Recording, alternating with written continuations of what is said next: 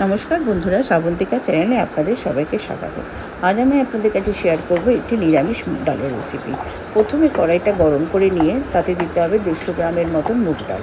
मुग डालटाके एकटु लाल लाल करे भेजे निये तारपरे डालटाके एकटी पात्रे तुले राखते होबे। निये कड़ाईटाते मध्ये दिये दिते होबे जल। जलटा जेई गरम हये फुटे आसबे तखन ओई भेजे राखा मुग डालटा दिये देबेन।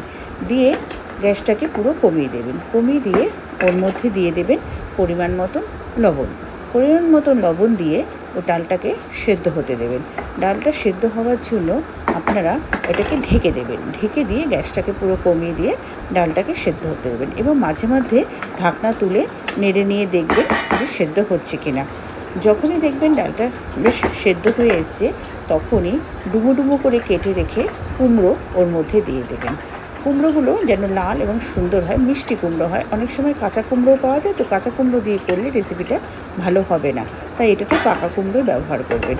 কুমড়ো দিয়ে আবার ডালটাকে ভালো করে ফুটতে দেবেন।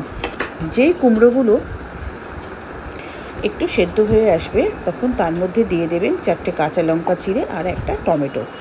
ঝালটা আপনারা যে যেরকম খান সেই বুঝেই লঙ্কাটা দেবেন।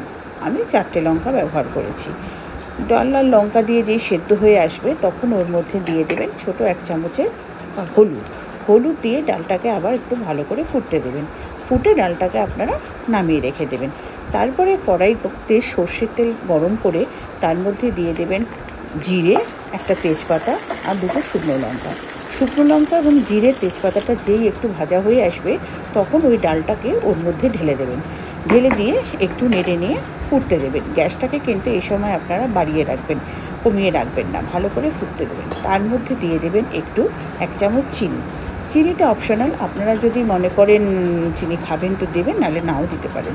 আর দেবেন 1 চামচ হচ্ছে ভাজা মশলা, ধনে, জিরে, শুকনো লঙ্কা, শুকনো খোলায় ভেজে গুঁড়িয়ে রাখা যে ভাজা মশলা আমি ব্যবহার করি সেটি এর মধ্যে দিয়েছি। দিয়ে ভালো করে ফুটতে দেবেন।